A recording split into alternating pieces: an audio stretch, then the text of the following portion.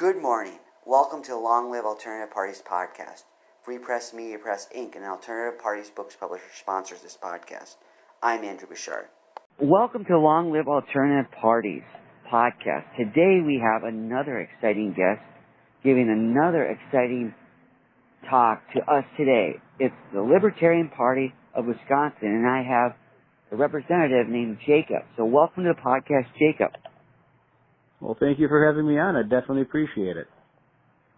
Jacob, let us get started by you kindly giving us an introduction to yourself, a brief biographical sketch. Sure. It's Jacob Vanderplus, and I am chairman of the Libertarian Party of the state of Wisconsin and also Wisconsin's 8th Congressional District candidate here in 2022. I'm also the creator of Door County Farm for Vets. We are a nonprofit organization located here in the beautiful Sturgeon Bay, Wisconsin, where we train veterans on how to grow produce and live sustainably. It's a very exciting project. I'm very, very fortunate to have tremendous teams built around me for each of these that help make this all go forward. So definitely thank you to everyone who participates on the farm, also in the campaign, and also the executive committee and all the members of the LPWA. Yes. So kindly tell us what led you to the Libertarian Party in the first place. Well, it's the just being tired of the two major parties. I started investigating and looking around at other parties and their philosophies and their principles. And as soon as I understood the Libertarian Party and their principles of the non-aggression and consent, it seemed to make the most sense. Their only goal, the Libertarian Party, is to set the world free within our lifetimes from the tyrannical governments that we do now face. And it's hard to sometimes see how tyrannical the government has gotten unless you really take a step back and look outside the box. There's lots of propaganda and stuff floating around, so that makes it hard to see because you've seen it your entire life. But we're no longer the land of the free, and the libertarian values and principles are something that I do believe in. So I jumped on board right before the 2020 election. I helped out with the George Jorgensen campaign, and she came here to Wisconsin. I helped with security, and it just kind of snowballed from there. And then after the election, I saw that I saw a lot of the shenanigans that had going on, and I do believe that there was election fraud. I don't believe there was enough to overturn it, but I also believe that there was fraud in every single election we've ever had in American history. That's kind of part of the deal, unfortunately. But the people that are part of the LPWI is why I really decided to stay, and I really decided to be this active within it is because of the other people that are with it. These are tremendous individuals that are actively fighting the liberty movement to essentially set the world free in our lifetime. So I thought it was pretty cool, and I'm very honored to be able to be part of it. Excellent. So kindly tell us the demographics of your area. You mentioned Sturgeon Bay. I lived in Wisconsin when I went to college. I went to Stevens Point, Wisconsin. I'm not sure where Sturgeon Bay is. So kindly tell the audience who may not be familiar with Wisconsin, and even people like me who have lived in Wisconsin who are not familiar, kindly explain the demographics of that area. Sure. Wisconsin is essentially the thumb. So if you held out your hand, it kind of looks like the state of Wisconsin. Door County in Sturgeon Bay is the thumb of Wisconsin. So all the way up at the tip, we have Washington Island. We have Bay Ship with the big industrial ships and the Maritime Museum and stuff here in Sturgeon Bay. And, the 8th Congressional District where I'm running is all of Door County, Kewaunee County, which is just south of Door County along the Lake Michigan shore, Green Bay, and then up along the other side as well with O'Connell, Shawano, and Marinette counties. I think there's 8 or 9 counties within my district. But pretty big area to cover. But beautiful part of the country. I've been able to, I worked on several different jobs throughout the district. So I figured it was worth the opportunity to throw my name in with the name recognition and see where it could go. And the campaign has taken off way more than I ever anticipated. That's great. People, it's real nice to see how many people are hungry for something other than the current status quo. They see that the fight between the left and the right is simply not good for the country overall. So when I'm out able to tell people about the two principles of the Libertarian Party, the non-aggression principle, which is you can't use violence or the threat of violence to actually persuade people politically or to obtain political objectives. And when it comes to law, you need to have consent. As long as you follow those two principles, you're not forcing it on anybody, as long as everybody consents, you don't care how you live your life. That's how freedom is supposed to be. If there are issues we need to solve, do that at a local level within our own communities. And that is the beautiful part about the Libertarian Party, and that's why I emphasize and work so hard here on my farm. And I've built this nonprofit organization because I do believe that our nation's leaders need to actually put their money where their mouth is. You can talk the talk all day long, but you're not going to save the world with your opinion. You're going to save the world with your actions. So we live in this farm and we live in the principles that I preach. So what are your opponents like in this race? Oh, it's a deep, deep red area. I'm actually running against the incumbent, Mike Gallagher, who happens to be painfully unpopular amongst the Republicans, so that helps. And currently, as it sits, there is no Democrat that is in the race. So we'll see how things shake out. I do believe it would work in my benefit if the Democrat did not run, because I do believe that they would vote for anybody other than a Republican, just to not let a Republican win. So we'll see where that goes. And I actually meet with the Democratic caucus today at Congressional District on Sunday. So will there be a conversation there? I don't anticipate it being fruitful, just like I don't anticipate any conversations with the Republican Party being fruitful, but I do offer the white flag, and there's some things that I'd like to work with the Democratic Party, and there's some things I'd like to work with the Republican Party. So as long as we focus on policies instead of parties, things tend to go pretty smoothly. Sure. It's as long as we're the biggest message that I can give away with the Libertarian Party is we can solve 99% of the issues we face this nation within our own communities, and just simply electing better Democrats or better Republicans isn't going to solve it. We need to put the wealth and prosperity of this country back in the hands of the people instead of the government. And that's when we're going to start seeing the true result. So what are some of the issues your district is facing, and how are you planning on addressing them? One of the biggest issues that I think that my district is facing, along with the entire nation, is the out-of-control spending and the inflation of our dollar. I want to actively work to actually bring back the gold standard and actually apply that and get that put back into place so our dollar has backing. Because in 1913 is when the Federal Reserve was created, and our dollar was worth $1, and currently it's been inflated by 96%. So our dollar is only worth 4 cents worth of purchasing power right now. So we have to be able to get our government spending under control. I want to try to get the gold standard put back in place. Obviously, that's going to be one hell of a fight. But someone has to stand there and get the ball rolling, has to start that. When I talk with people about that, they are in agreement with it. So I like to work on that, and I also want to work on getting the VA straightened back out. I think getting the actual care for our veterans and making sure we still lose 20 veterans a day to suicide. That's acceptable. It was last May, I believe, Brown's University came out with a study called The Cost of War.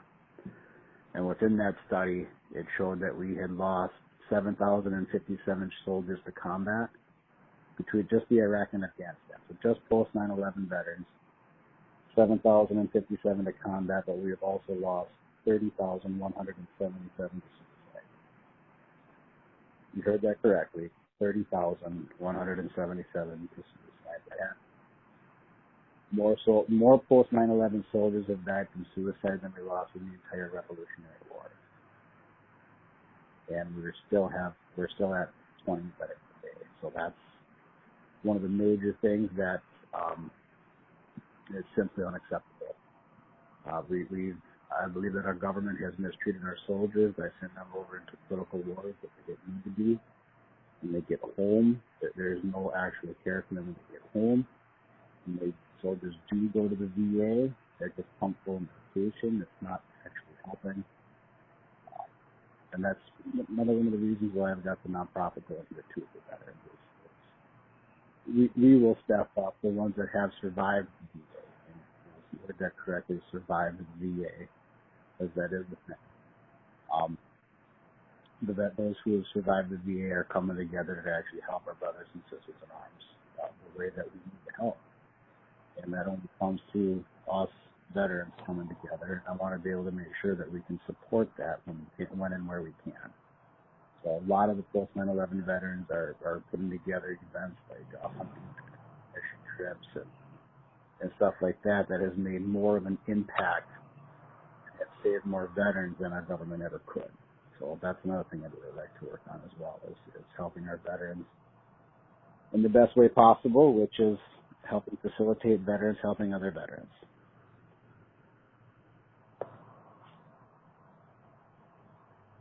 So with the gold standard, do you see that being the hedge against inflation, that it's going to stop inflation altogether?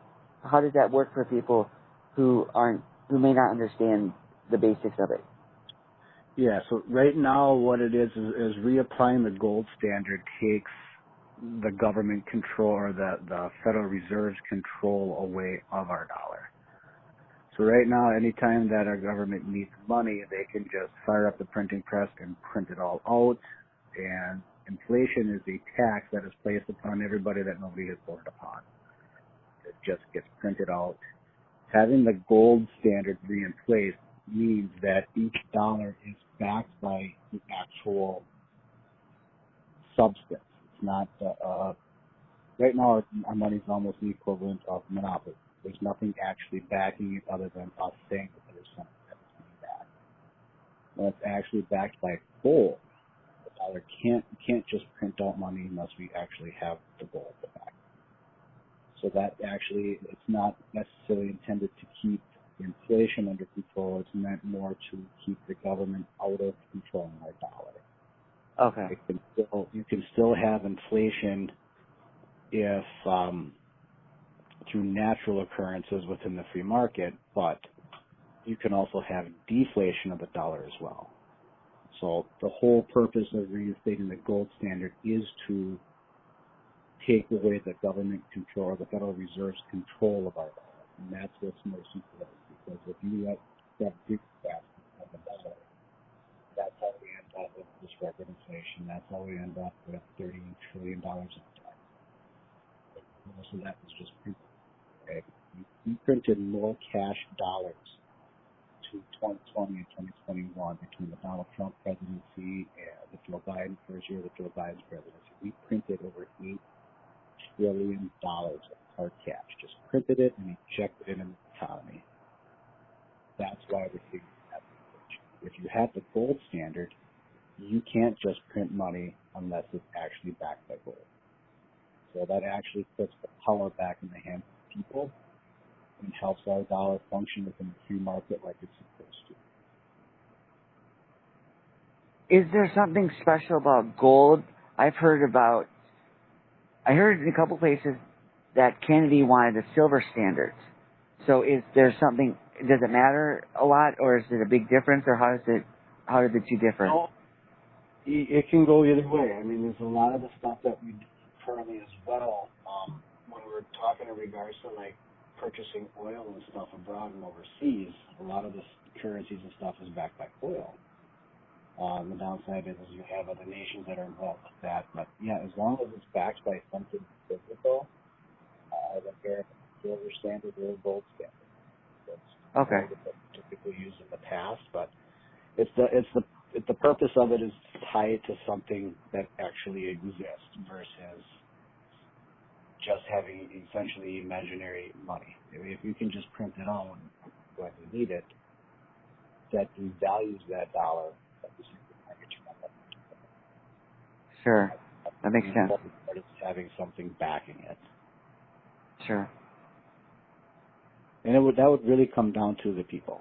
I mean, so if they would choose, if the people of the Congressional District want me to advocate for a silver standard versus a gold standard, hey, I'm here for it.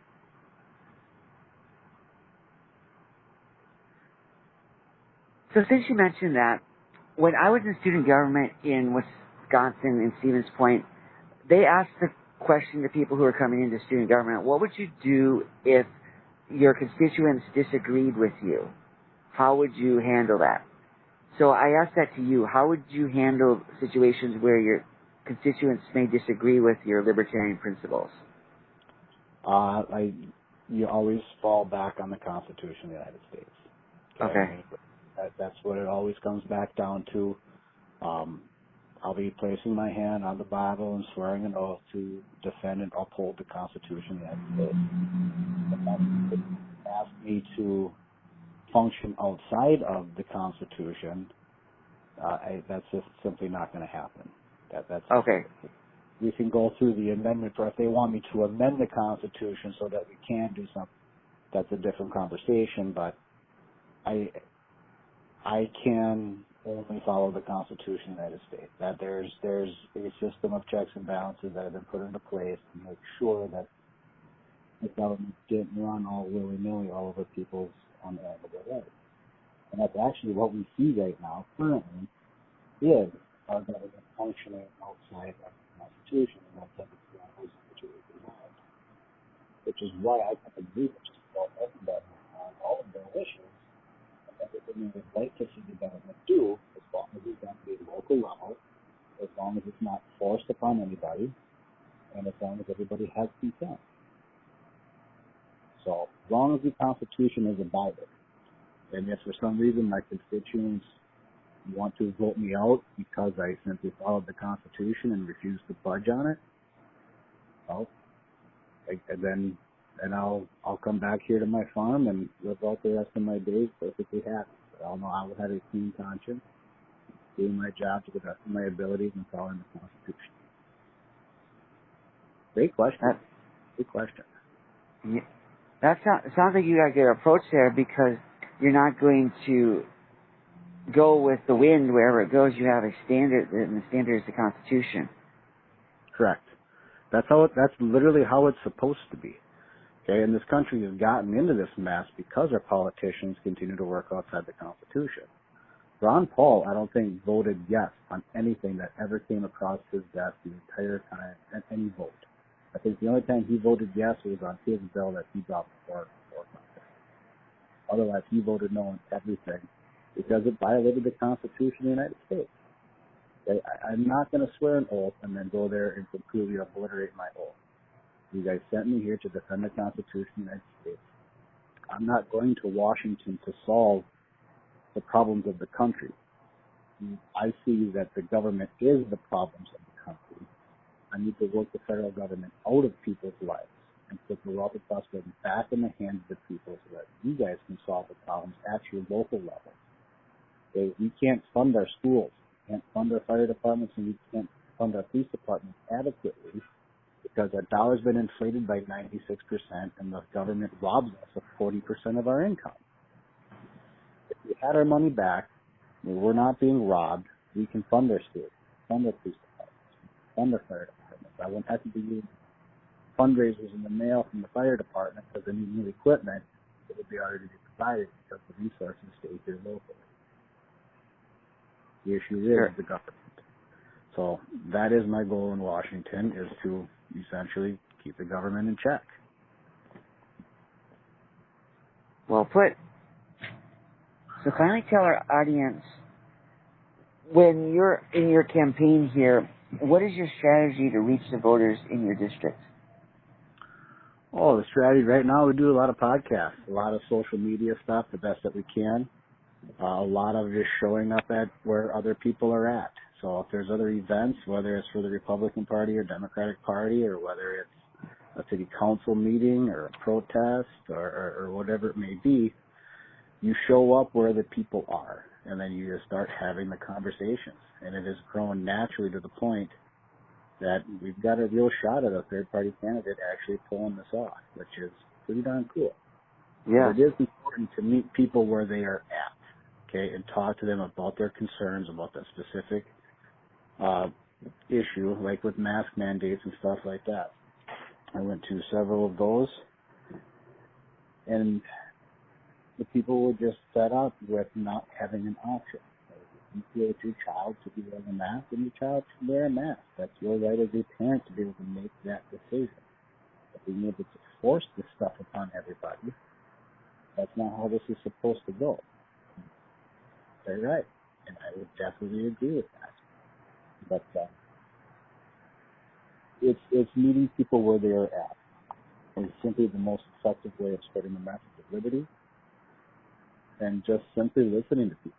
When they tell me their concerns, it's never a good idea to throw libertarians at them. I listen to their concerns, and I would just reply with a libertarian response of, and more often than not, that's not the government's role. So this is how a libertarian would fix it. Oh, that makes sense. Yes, it does. More often than not, it's the only solution that makes sense, is letting the people choose and letting people live their lives the way that they choose. And as soon as it's awesome to be able to see the light bulbs go off and see people connect the dots. And get a little smile on their face, and they're like, yeah, I guess I am a libertarian. So it's pretty cool. But meet people where they are at. That's the biggest point. That's the biggest key. Sure. So do you have any team that's working with you, or are you doing this by yourself? Well, we've got several members of the team, and I got the whole Libertarian Party of Wisconsin's back. Right now, we're all gathering signatures. I got to come up with 1,000 signatures. I want to say I've got about 20, 25 people or so that are helping gather signatures, and we'll get a bunch more this weekend at the state convention. And, I've got great resources to be able to help put this together. I've got a media lady that does graphics for me. We're working on getting some data and stuff set up so we can start doing text messaging campaigns. We're looking at getting a writer established so that we can start fishing for that free media with the news agencies and getting actual articles written out. I do have a gentleman that is able to do like worldwide reach and get some good content written out or pushed out. As long as I can get it written, unfortunately, I find myself a little short on time to get stuff written. But I've got a great group of people helping me out, and there's only one way to be successful, and that's with a team. And we've got it. We're coming. That's great to hear. I'm glad you have such a big team. That's awesome. Oh, it's a pretty cool feeling. It's tremendous watching the entire movement grow. So I'm very, very fortunate. So for our audience out there, how can they support your campaign? Well, the biggest thing is if you're in Wisconsin and you're hearing this, we need donations. Like every campaign, we need donations, and I'm not very good at asking for money because it feels like I'm begging, but the reality of the matter is in order for us to reach the masses, we need capital. We need capital for the printing material, we need capital for the signs, and a little bit goes a long way for us because we have to. We're a third party. We don't get to spend like the big companies do and mail out thousands and thousands of mailers, but we can be very strategic with our dollars. So we do make it go a long ways. So we need capital. If you follow me on Facebook, share everything I post out, share it, work those algorithms, and that's absolutely tremendous. If you can make a donation, you can jump right on my website, www.jakeliberty2022.com. And definitely please share the website as well. Or you can find me on Facebook at Jacob Vanapos Photography. Excellent. Yeah. Jacob, thank you kindly for coming on the podcast and sharing about your campaign. We appreciate it. Thank you so much for your time. I do appreciate it, and I hope everyone has a wonderful evening. Yes. All the best to you and your campaign. Take care. Thank you, sir. Have a great night. Bye now.